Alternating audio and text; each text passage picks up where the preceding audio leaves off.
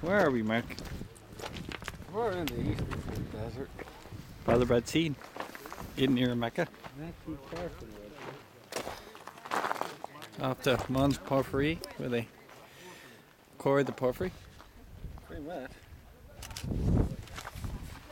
And your green porphyry and red porphyry.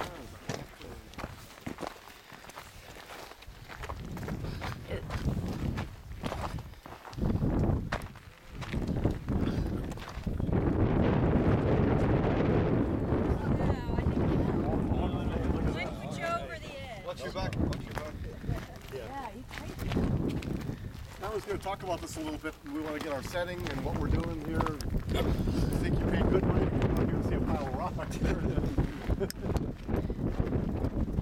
You want the map and camera? Yeah, sure.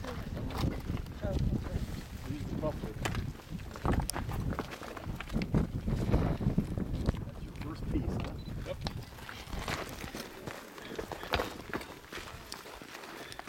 Stay out of the light, you can get some good shots of that one. So when you're done, I'll do some explaining. I'll put the map here and then we can. Yeah, swap I'll around. help you hold it.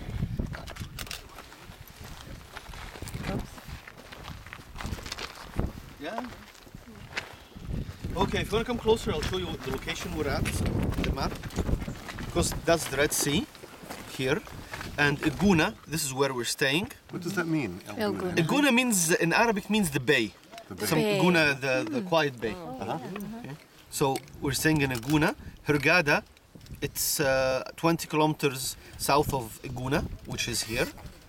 Okay. Yesterday we went to Safaga, which was 70 kilometers, and then to Qusair, another 70 or 80. Okay. And Moyes Hormos, it's somewhere here. Just north, 8 kilometers north of Yes. Qusair. I remember we said that there's a very old road going from Qusair all the way to Kus or Kift in the Nile Valley, which is this Wadi Hammamet.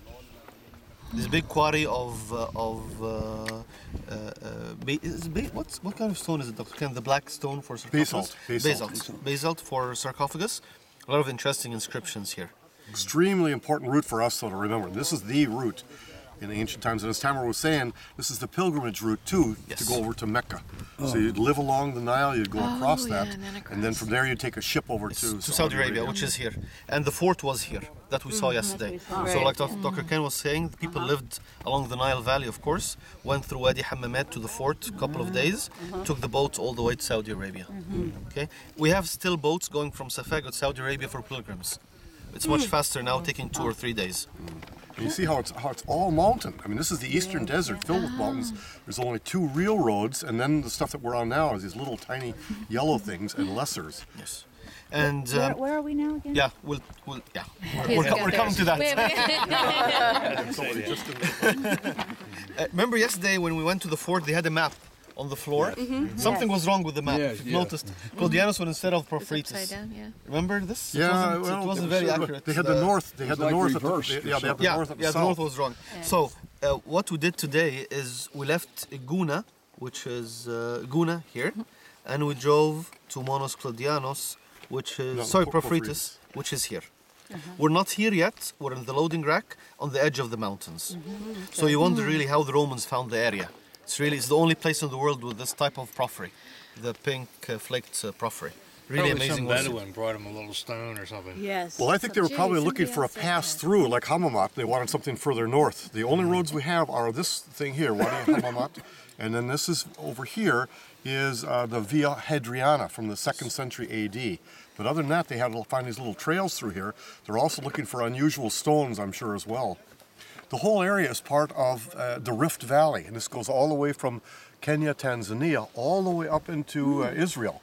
The Sea of Galilee, Jordan is all part of that. Here's where it splits, and then it continues on down this way. That stuff is about 550 to 950 million years old for these rocks that we're going to be looking at. Then there's a long period where there's nothing really that's been added on, a lot of uplifting. So the stuff around here is only about 15 million years old, the uplift stuff that we've got here. And the rocks we're especially interested in, all this stuff here is lots of granites. But the reason they didn't use this stuff is because it was so easy at Aswan. The water's right there, Yeah. the stone's right there, so why haul it from here? But here they found two really odd stones, and that's why we're here. As Tamara says, Mons Porphyrites is the only place in the world that you find porphyry, and Mons Claudianus is another bunch of odd stones. Rather than go to the water the easy way, and you saw how far that is, they went 150 kilometers through the mountains To the Nile Valley. to the Nile Valley. And we've got inscriptions, we've got the roadways and things to get them out in this direction. So that's why we're spending our time in this area. And this is how they loaded their material. Loading rack. Why did they go that way? Why didn't Well, they- if you 'cause- go that way, the winds are the wrong way. You can't go Okay. northward to get out there. This way you could get over to the Nile much more easily, or at least you could get it out. And if you went up this Gulf, the Suez Canal wasn't there yet. Yeah. No, So you had we to- do have a canal, remember, that runs from the Gulf of Suez over to the Nile by Cairo, the Ismailia Canal that Yeah, older Tamara canal. knows. Yes. Goes back to the 6th century BC, but you just apparently couldn't get it northward. The side that we went on is much steeper. You see this stuff over here. The opposite side is supposed to be smoother and more easy, but must have been frightfully difficult to do this stuff. So here's Tamara's loading rack, and so they haul the stuff down here to load it up onto carts and things to then haul it back into the mountains and out. Are we okay with the map? Yeah. So we need to Map take a is look good. at it. We've already seen one piece of black porphyry on the ground. Don't worry about the porphyry here. Those of you who've been here already, I mean, we all laugh because there's going to be so much of this stuff in a while, you're going to just stumble over it. But I mean, it was just amazing to see one black piece out here. You see what it looks like. Now the stone here, for the most part, is granitic, and that's extrusive materials. It's all magma. When volcanoes were erupting here up to about 45 million years ago. It was very, very liquid. Most of the stuff came up to the surface and then it hardened quite quickly because of the coolness. That's extrusive materials. But the intrusive stuff cooled far below the surface.